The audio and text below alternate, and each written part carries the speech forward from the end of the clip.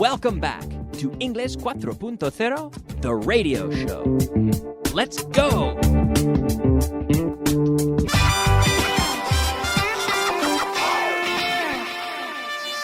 Intermediate. Hello, ladies and gentlemen, and welcome back to class number 101. Yeah, so we've got the first 100 classes out of the way. Finished. Done. Complete. Yeah, we're done with the first 100. On now to, well, I was going to say the second half, but there's actually a little bit less than 200 classes. I think 195. So we have about 95 more to go. And we will start, as always, this class with a review of the material we saw yesterday, which was answering questions with yet. So the word yet, now we use this in questions and in negatives. So questions and then negative responses. So if I say, have you had dinner yet? You can say, no, I haven't had dinner yet. Now, if the answer is affirmative, you would have to say, I have already had dinner. I've already had dinner. But in reality, no, I haven't had dinner yet. So notice we're using the present perfect. We can use the present simple when we have the verb to be. Okay, is Tom Cruise retired yet? Is he retired? Is he retired? No, he isn't retired yet. We could also say, has he retired yet? Present perfect. We're talking about the action of passing from work into your retirement. So has he retired yet? No, he hasn't. Is he retired? He's not retired now. So is he retired yet? No, he isn't retired yet. Right? We could use the present perfect or the present simple in that case. So now, have you finished the course yet? No, Kyle, I haven't finished the course yet. Of course I haven't. Nobody has finished the course yet. We haven't finished yet. Kyle, you haven't even recorded all the shows yet. It's true, I haven't even recorded all the shows yet. We haven't finished the course yet. Nobody has finished it yet. We're still recording and producing this show. Yeah. And the course, yes. Okay. So now, is it midnight yet? Is it midnight yet? No. It's not midnight yet. Have you driven to Germany yet? No, I haven't driven to Germany yet. Okay.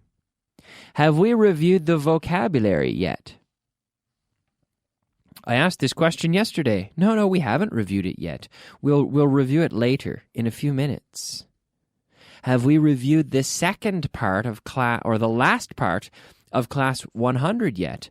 No, we haven't reviewed the last part of class 100 yet.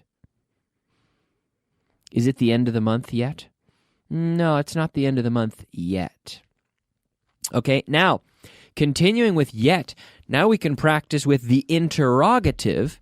So here we'll do this by using my favorite exercise, which is the mastering the interrogative, where I give you the answer to a question and you ask me the question that I have already answered. So I'll say, no, I haven't driven there yet. And you can say, Kyle, have you driven there yet? No, I haven't. No, we haven't seen the manager yet. Have you seen the manager yet? No, I haven't met him yet. Have you met him yet? Have you met him yet? No, I haven't prepared dinner yet. Have you prepared dinner yet? Yet. Now, be careful with the pronunciation. It's not jet like the fast-moving airplane. No. It's yet. like yellow. Yes, yet, yellow. This is the Y sound, not to be confused with the J, the J of jet, which is the airplane. Can you hear the difference? Yet, and the second word, jet, jet. The J sound is essentially a vocalized or voiced CH sound. So what we do is we say ch, ch, ch, ch, ch, ch, ch, jet, jet. Now jet, I'm talking about the airplane here, a jet. Or if I say journey, journey, journey. It's like a CH, ch, ch, ch. And then I activate my vocal cords, journey. And we have the J sound. Michael J. Fox, right? So we have that J sound, but then the yet, yellow, is a different sound. Make sure you can hear the difference and make sure that you can properly distinguish in your pronunciation the difference between the J and the Y, okay? Let's try a few more. No, they haven't found the solution yet. Have they found the solution yet? No, she hasn't ordered the pizza yet. Has she ordered the pizza yet? No, he hasn't tried them all yet. Has he tried them all yet? Has he tried them all yet? No, we haven't called the office yet. Have we called the office yet? Okay. So remember, yet is used in interrogatives and in negative responses. This is todavía or aún. Okay? Interrogatives and negatives. In the affirmative, we would say already. I've already finished lunch, but I haven't had dinner yet. Okay? I've already been to China, but I haven't been to Russia yet. It's true. I went to China a few years ago. So yes, I have been to China. I've already been to China, but I haven't been to Russia yet.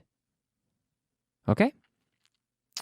Yes, I have already turned 29, but I haven't turned 50 yet. Yes. It's true. Okay, so now I think we've seen this. Have we seen enough of this? Yes, Kyle, we've seen enough of this yet. Okay, it will appear again in reviews in the future, so don't worry, but it isn't very important structure. Okay, but let's move on and take a look at the word of the day. Word of the day. Yes, it is time for the word of the day. The word of the day today is cheater, cheater, cheater. So to cheat is hacer trampas, to cheat, the verb to cheat, and someone who cheats. Tramposo, un tramposo is a cheater, a cheater. Now, are you a cheater? When we're doing the translation lists, do you read the English? No, instead of challenging yourself? Don't cheat. Don't be a cheater. Make sure you challenge yourself. Right? So here, someone who cheats, someone who breaks the rules. If you're playing football and you touch the ball with your hand, well, that's cheating. You're a cheater if you do that. Don't touch the ball with your hand because that's cheating. You're breaking the rules. The rules, okay? Rules are in things like sports or in society, we have common rules, or in organizations, we have rules that we have to follow. We have laws which are set down by the government, and they are enforced by police, the laws. But rules would be in football, for example. We have rules. So if you break the rules, well, you're cheating. If you touch the ball with your hand in the football match, you're cheating. You are a cheater. So don't be a cheater. Don't cheat. cheat, right? I do know some students that will cheat a little bit. Instead of challenging themselves when we do these lists, they cheat and they just read of course it's a benefit. It's very beneficial to read the lists, of course, but then it's good to challenge yourself by covering over the English and looking at the Spanish and then translating it into English and challenging yourself in that way. And with the radio, it's great to do it without the book, just listening to what I say in Spanish and translating into English. And really, if you cheat, you're only cheating yourself, right? This is for your benefit. It's for improving your English, right? So make the effort. Don't cheat, because the harder you work, the more you are going to benefit. Okay? Now, we can move on and talk about time. Yeah, it's time to talk about time. And what I mean here, what we're going to talk about this time, is the difference between using at and by, or how we use these terms. So we have the term at. For example, I will be home at 7 o'clock. I will be home at 7 o'clock. So at that moment, okay, which we basically mean, we use to say a esa hora, exactly. I will be home at 7 o'clock. When will you be home? 7. Exactly at that time. A esa hora, exactamente estaré en casa. I will be home at 7 o'clock. Now, if I say I will be home by 7 o'clock, then I'm essentially saying a esa hora o antes. So by 7 o'clock, I will be home. If I leave the radio studio when the show finishes, I will be home by 7 o'clock. Meaning I will be home before or at 7 o'clock. Okay? So if we say, here, we can take a look at some of the examples right here from your student guide. Tenía que estar en Málaga a las 6:15, como muy tarde. I had to be in Málaga by 6:15, at the latest. Como muy tarde, at the latest. I had to be there by 6:15. I have to be there by 6:15. Do I have to be there at 6:15? Yes, I do. I have to be there at 6:15. But here, what I'm saying is I have to be there by that time. So before then is fine, but no later than that. A esa hora o antes. Okay? By 6:15. At the latest. Como muy tarde. At the latest. Ellos tenían que llegar a las 5 en punto. They had to arrive at 5 o'clock, en punto. Don't arrive 10 minutes early, because we're not going to be there, or we're still going to be in the meeting. Don't arrive 5 minutes late, because the boss will get angry. Okay? They had to arrive at 5 o'clock. Okay? Ella tendrá que estar allí a las 7:30 como muy tarde. She will have to be there. Maybe I should give you a moment. Should I give you some more time? Ella tendrá que estar allí a las 7:30 como muy tarde. She will have to be there by 7:30 como muy tarde. At the latest. At the latest, yes. Now, there's an interesting comment made in the student guide here, which is true, and it's very good. In British English, they often say at 6:15. So the first example I gave you, I said 6:15. Okay? And whereas in American English, we often say 6:15. And I said 6:15 because for me, it comes naturally, that North American style. So 6:15 or 6:15. You can add the you can add the article, or you can leave it out. It's up to you. Okay? So this is quite simple. I'd like to move on because I don't think this is very difficult. So let's move on. We will practice this tomorrow, though, so don't worry. But let's move on to our vocabulary of the day. Vocabulary of the day. Yes, it is time for the vocabulary of the day. Our 5 words of vocabulary here.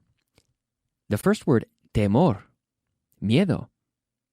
Fear, fear. En teoría. In theory, naturalmente. Naturally. Árabe, el idioma. Arabic. Máquina de coser. This is a sewing machine. It's a sewing machine. Sewing machines are used for sewing. People use them to sew. Sewing machines are used for sewing, to sew. S-E-W. Sew. So, a sewing machine. Sew, but it's pronounced just like so. Entonces, sew. So I sewed the shirt. I tore my shirt, so I sewed it. So I sewed it. So, the pronunciation is the same, but this is S-E-W, the verb to sew, and sewing machine. Okay? Translation. Yes, it is time for a little bit of translation. That's right. Translation list number 29 is the last thing we have to do here in class number 101. So let's start with number 1. ¿Por qué son tan largas estas listas? Oh, buena pregunta, ¿no?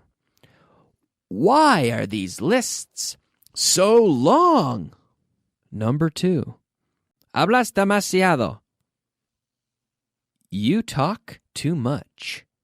You talk too much. Number 3.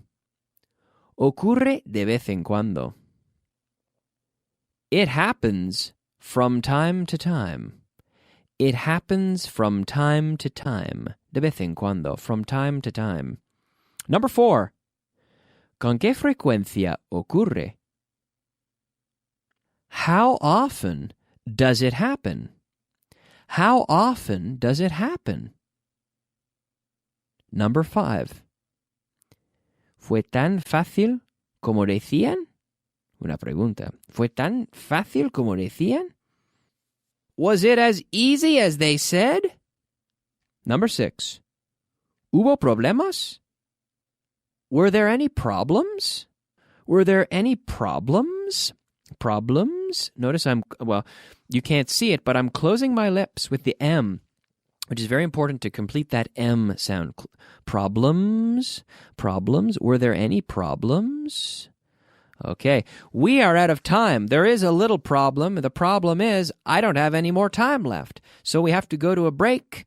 But I'll be back in a few minutes with the advanced portion of the class. And please do not worry, because we will review the rest of this list tomorrow.